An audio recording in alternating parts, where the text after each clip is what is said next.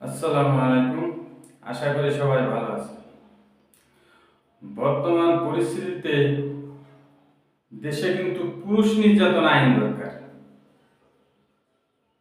আর এই আইন যে কবে হবে তা কিন্তু আমরা কেউ জানি না। আমরা শুধু নারী নির্যাতনের কথা শুনতে পাই, সেটা কত পার্সেন্ট? আপনি খবর নিয়ে দেখেন, ঘরে ঘরে পুরুষ নির্যাতন। যদি একজন নারী নির্যাতন হয়, বাকি 99 জন হয় পুরুষ নির্যাতন। পুরুষ যতটা ধৈর্য ধরে, নারী কিন্তু ততটা ধৈর্য ধরে না। অর্থাৎ 100 ভাগের 1 ভাগ নারী ধৈর্য ধরে না। পুরুষ বাইরে নামে না, পুরুষ চিৎকার করে না, পুরুষ কাউকে বলে না দেখে মনে হয় যেন পুরুষ নির্যাতন করে না। আর নারী যদি একটু সামান্য কিছু হয়, তার চিৎকার মেরে ঘরের বাইরে, বাপের বাড়ি পর্যন্ত সারা এলাকা ছড়িয়ে যায়। আর এতে কি হয়? নারী নির্যাতন হয়। এটাই বোঝানো হয়। আসলে বাস্তবে কি? আপনি প্রতিটা ঘরে খবর নেন, একজন পুরুষ যতটা ধৈর্য ধরে সংসার করতে গিয়ে, একজন নারী ততটা ধৈর্য ধরে নাকি? কখনো না। একটু 19-20 হলেই কিন্তু নারী চিৎকার দেয়, পুরুষ কিন্তু চিৎকার দেয় না। পুরুষ সারাদিন পরিশ্রম করে ঘরে আসে একটু শান্তির জন্য, দেখবেন মহিলার আগেই কিন্তু চিৎকার।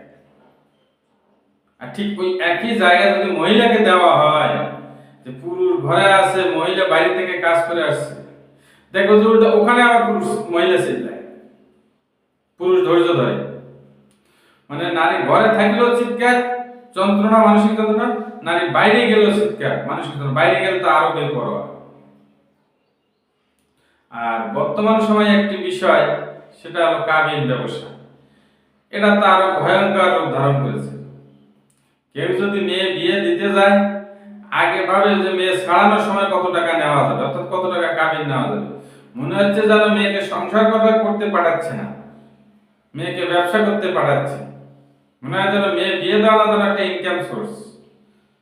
আর অনেক মেয়ে এটা করছো, হাসি মুখে অনেক আমরা দেখি, একটা স্বামী ছেড়ে দিচ্ছে বা সে ছেড়ে যাচ্ছে, তার তো কষ্ট লাগার কথা, উল্টো মেয়েটা সেই কাবিনের টাকা নিয়ে হাসতে হাসতে বাড়ি দেয়।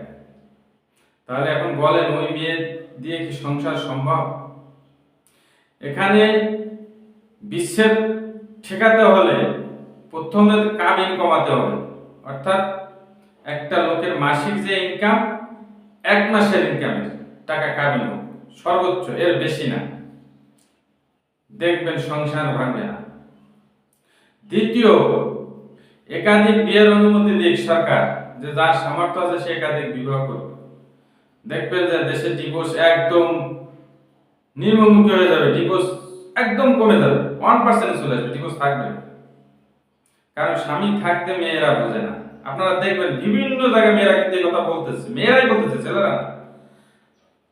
স্বামী থাকতে সে অনেক কিছু আইন, নিয়ম, যুক্তি দাঁড় করায়, অধিকার দাঁড় করায়। যখন স্বামী চলে যায়, তখন সে আফসোস করে, আহারে এখন যদি স্বামীটা থাকতো, কিন্তু থাকতে বোঝে না। এটাই মেয়েদের সমস্যা। আর এই ডিভোর্স রোধ করতে গেলে একাধিক বিয়ের অনুমতি দেওয়া হোক। দেখবেন যে ওই মেয়ে ভয়তে হলেও মুখ চুপ থাকবে, সংসার টিকে রাখার চেষ্টা করবে। কাবিনের টাকা কমায় দেওয়া হোক, দেখবেন যে সংসার কম ভাঙবে, মুখ বুঝে সংসার করার চেষ্টা করবে।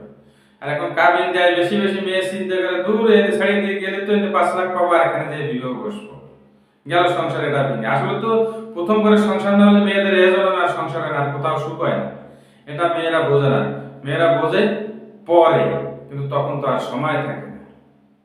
সব মিলাই আপনি খেয়াল করলে দেখবেন সমাজে কিন্তু 95% পুরুষই নির্যাতন হয়, নারী নির্যাতন খুবই কম।